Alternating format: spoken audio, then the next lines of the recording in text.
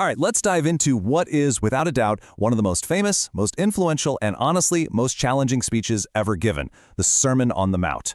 We're going to break down how this sermon is basically a blueprint for a world where everything we think we know about success, power, and even being a good person gets flipped completely upside down. And look, don't be fooled into thinking this is just some dusty, ancient text. The ideas in this sermon are so radical, so counterintuitive, that they are just as revolutionary and, just as uncomfortable today as they were 2,000 years ago. To really get how shocking this was, you have to picture the scene. You've got this rabbi, Jesus, climbing a mountain to teach. For his Jewish audience, that image would have immediately screamed Moses on Mount Sinai. So they're expecting Law 2.0, Maybe some new rules, some clarifications. What they got instead was a complete reimagining of their entire reality.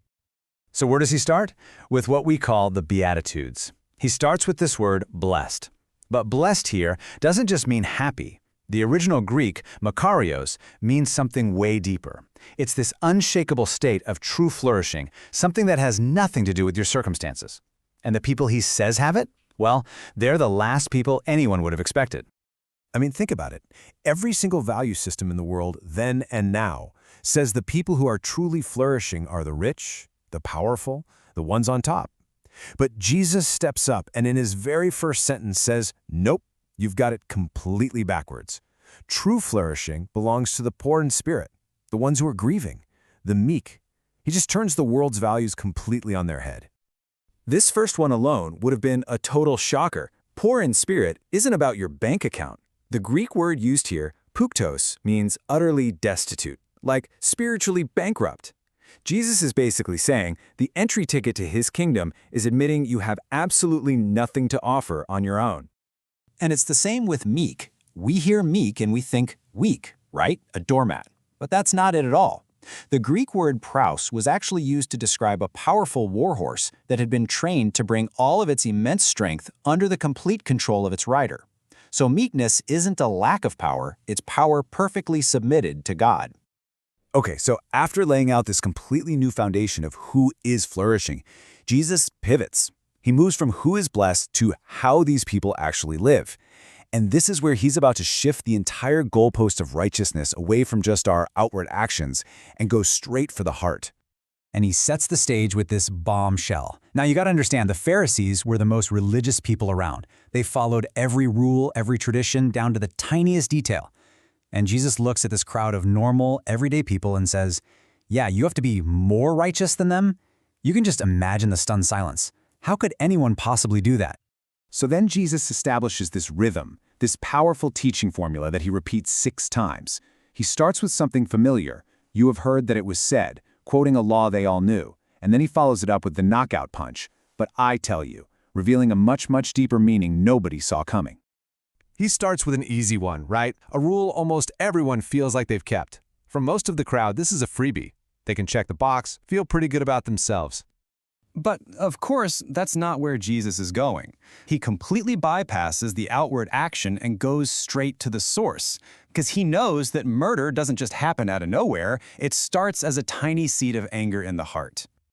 And there's the twist. Jesus says that unrighteous anger you're holding onto in your heart, it's the exact same spiritual poison as the act of murder itself. All of a sudden, the standard isn't about your actions anymore, it's about your heart. And the bar has just been raised to an impossible height. He does the same thing with adultery. Again, it's a rule that most people in the crowd feel like, yep, I'm good on that one. It's a clear line they haven't physically crossed. But again, Jesus goes deeper. The original language here for lustful intent is really specific. We're not talking about a passing glance or noticing someone is attractive. It describes a deliberate, sustained looking at someone with the purpose of feeding your own sexual desire. So for Jesus, the sin doesn't start with the physical act. It starts way before that, with the willful decision in your heart to treat another person like an object for your own gratification. The real test of righteousness is happening in your internal thought life. Now, if you think that's challenging, well, buckle up, because Jesus is about to take this whole upside-down logic to its absolute climax, to a command that is, you could argue, the most radical and difficult teaching he ever gave. So the old law was an eye for an eye. And we think of that as harsh, but it was actually meant to be merciful. It limited revenge, so it didn't just keep escalating. But Jesus says, forget retaliation entirely. If someone slaps you, don't just not hit them back, offer them your other cheek. But this command is way more clever than it sounds. In that culture, a backhanded slap on the right cheek was a deep insult, something a superior did to an inferior to put them in their place. By turning your other cheek, you force them to hit you with a closed fist, which was an act between equals.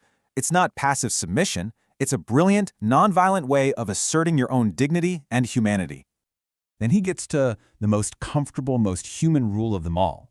Love the people in your group, your tribe, your neighbor. And by implication, it's totally okay to hate your enemy. I mean, this is basically the operating system for most of human history. And here it is, the absolute peak of this upside-down kingdom. Love your enemies. Not just tolerate them, not just ignore them. Love them. Actively seek their good. This one command just blows up our most basic human instinct for survival and self-preservation.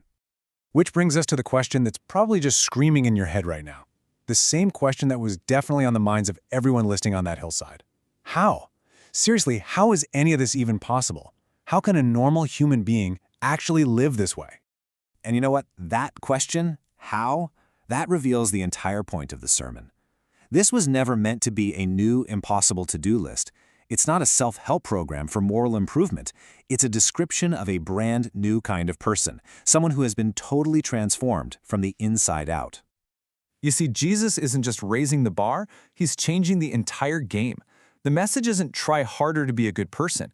He's painting a picture. He's showing us what a person actually looks like, their character, their desires, their reactions, when they let God's grace get in there and start changing them from the heart outward. And that's really the thought I want to leave you with. This sermon forces all of us to ask this huge question. What if the goal isn't just about perfectly checking all the boxes on some moral list? What if true righteousness, the kind that goes way beyond what the Pharisees had, has less to do with our outward behavior and everything to do with a completely transformed heart?